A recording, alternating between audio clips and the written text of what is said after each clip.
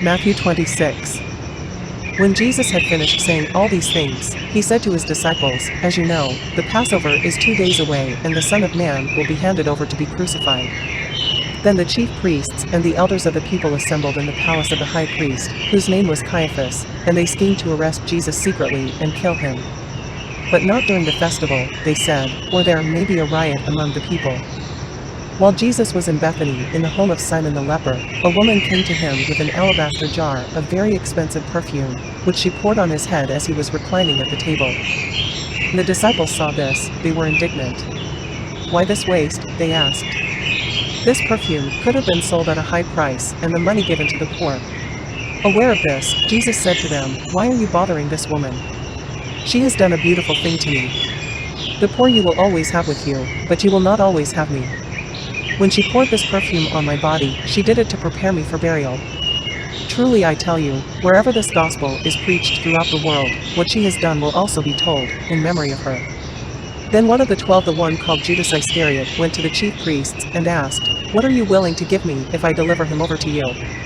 So they counted out for him 30 pieces of silver. From then on, Judas watched for an opportunity to hand him over. On the first day of the festival of unleavened bread, the disciples came to Jesus and asked, "Where do you want us to make preparations for you to eat the Passover?" He replied, "Go into the city to a certain man and tell him, 'The teacher says, my appointed time is near.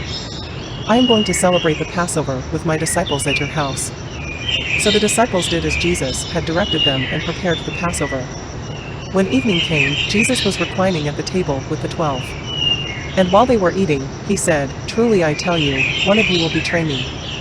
They were very sad and began to say to him one after the other, "Surely you don't mean me, Lord?" Jesus replied, "The one who has dipped his hand into the bowl with me will betray me. The Son of Man will go just as it is written about him. But woe to that man who betrays the Son of Man. It would be better for him if he had not been born." Then Judas, the one who would betray him, said, "Surely you don't mean me, Rabbi?" Jesus answered, "You have said so."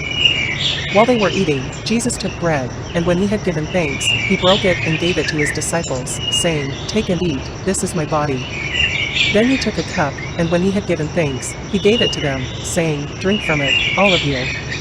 This is my blood of the covenant, which is poured out for many for the forgiveness of sins. I tell you, I will not drink from this fruit of the vine from now on until that day when I drink it new with you in my Father's kingdom."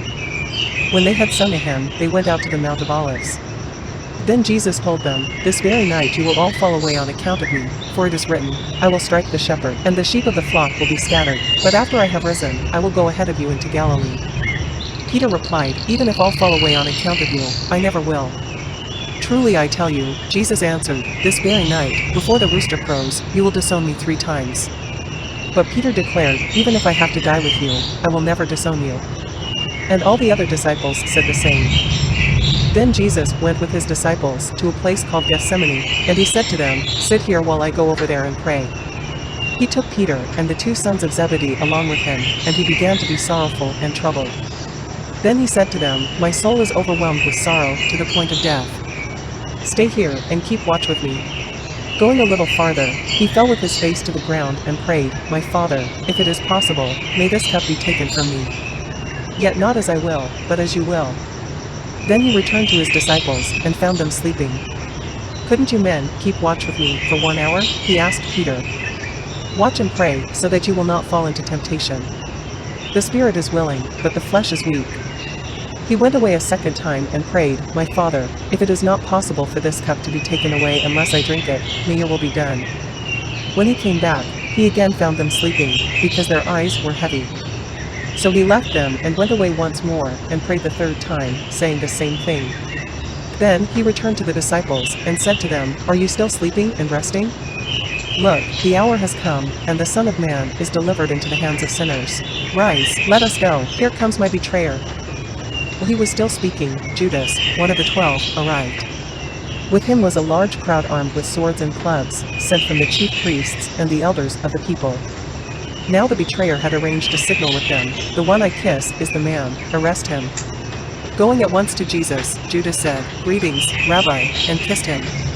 Jesus replied, "Do what you came for, friend." Then the men stepped forward, seized Jesus, and arrested him. With that, one of Jesus' companions reached for his sword, drew it out, and struck the servant of the high priest, cutting off his ear. "Put your sword back in its place," Jesus said to him, "for all who draw the sword will die by the sword. Do you think I cannot call on my Father, and he will at once put at my disposal more than 12 legions of angels? But how then would the scriptures be fulfilled that say it must happen in this way?" In that hour, Jesus said to the crowd, "Am I leading a rebellion, that you have come out with swords and clubs, to capture me? Every day I sat in the temple courts, teaching, and you did not arrest me. But this has all taken place that the writings of the prophets might be fulfilled." Then all the disciples deserted him and fled. Those who had arrested Jesus took him to Caiaphas the high priest, where the teachers of the law and the elders had assembled. But Peter followed him at a distance, right up to the courtyard of the high priest. He entered and sat down with the guards to see the outcome. The chief priests and the whole Sanhedrin were looking for false evidence against Jesus so that they could put him to death.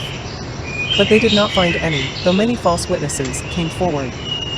Finally, 2 came forward and declared, "This fellow said, 'I am able to destroy the temple of God and rebuild it in 3 days.'"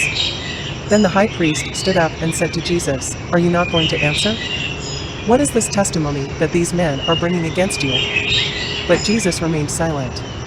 The high priest said to him, "I charge you under oath by the living God, tell us if you are the Messiah, the Son of God."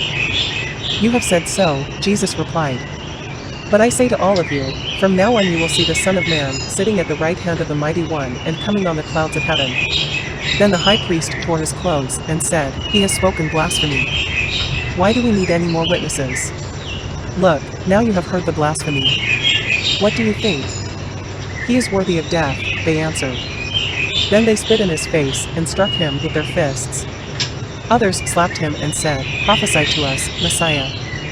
Who hit you?" Now Peter was sitting out in the courtyard, and a servant girl came to him.